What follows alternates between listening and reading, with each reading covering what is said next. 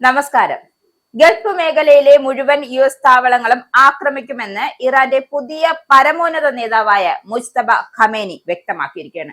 രക്തസാക്ഷികളുടെ രക്തത്തിന് പ്രതികാരം ചെയ്യുമെന്നും പരമോന്നത നേതാവ് അധികാരമേറ്റ ശേഷം രാജ്യത്ത് ആദ്യമായി നൽകിയ സന്ദേശത്തിലാണ് നിലപാട് വ്യക്തമാക്കിയത്.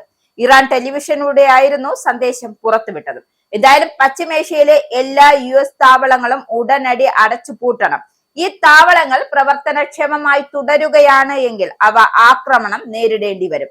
ലോകത്തിലെ ഏറ്റവും പ്രധാനപ്പെട്ട എണ്ണ കപ്പൽ പാതകളിൽ ഒന്നായ ഹോർമുസ് കടലിടുക്ക് അടയ്ക്കുന്ന സമ്മർദ്ദ തന്ത്രം പ്രയോഗിക്കുമെന്നും അദ്ദേഹം പറഞ്ഞു വെക്കുന്നുണ്ട്. അയൽക്കാരുമായുള്ള സൗഹൃദത്തിൽ ഇറാൻ വിശ്വസിക്കുന്നുണ്ട് എന്നും സഹകരണത്തിനും തയ്യാറാണ്. എന്നാൽ അമേരിക്കയ്ക്ക് സൈനിക സൗകര്യങ്ങൾ ഒരുക്കുന്ന രാജ്യങ്ങൾ ഇറാന്റെ സൈനിക നടപടികൾക്ക് ഇരയാകുമെന്നും അദ്ദേഹം മുന്നറിയിപ്പ് നൽകുന്നുണ്ട്. മുജ്തബയുടെ എഴുതി നൽകിയ സന്ദേശം ഇറാൻ TV അവതാരകനാണ് വായിച്ചത്. അദ്ദേഹം നേരിട്ട് എത്തി രാജ്യത്തെ അഭിസംബോധന ചെയ്തു സംസാരിക്കാത്തത് അഭ്യൂഹങ്ങൾക്ക് ഇടയാക്കിയിട്ടുണ്ട്.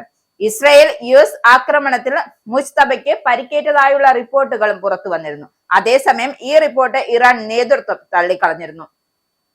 ഇറാന്റെ പരമോന്നത നേതാവായി ചുമതലയേറ്റ ശേഷം രാഷ്ട്രത്തെ അഭിസംബോധന ചെയ്ത് സംസാരിക്കുന്നതിന് തൊട്ട് പിന്നാലെയാണ് മുജ്തബ ഖമേനി സോഷ്യൽ മീഡിയ പ്ലാറ്റ്ഫോമായ എക്സിൽ ഔദ്യോഗികമായി ചേർന്നതായി റിപ്പോർട്ട് എത്തിയത്.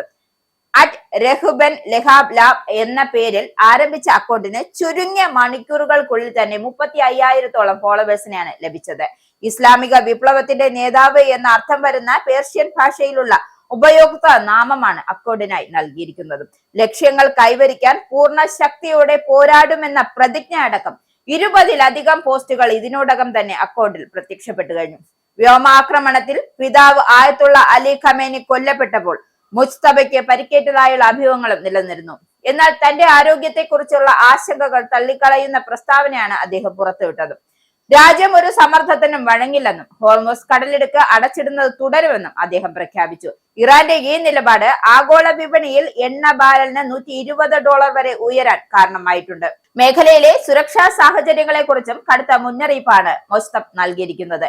മിഡിൽ ഈസ്റ്റിലെ എല്ലാ അമേരിക്കൻ സൈനിക താവളങ്ങളും ഉടൻ അടച്ചുപൂട്ടണം, അല്ലാത്ത പക്ഷം കനത്ത ആക്രമണങ്ങൾ നേരിടേണ്ടി വരുമെന്നും അദ്ദേഹം പറയുന്നുണ്ട്. അയൽ രാജ്യങ്ങളുമായി സൗഹൃദം ആഗ്രഹിക്കുന്നുണ്ട് എങ്കിൽ അമേരിക്കൻ സാന്നിധ്യത്തോടുള്ള എതിർപ്പ് തുടരുമെന്നും രാജ്യത്തെ സംരക്ഷിക്കുന്നതിന് സൈന്യത്തിന് നന്ദി പറയുന്നതായും അദ്ദേഹം കൂട്ടിച്ചേർത്തു.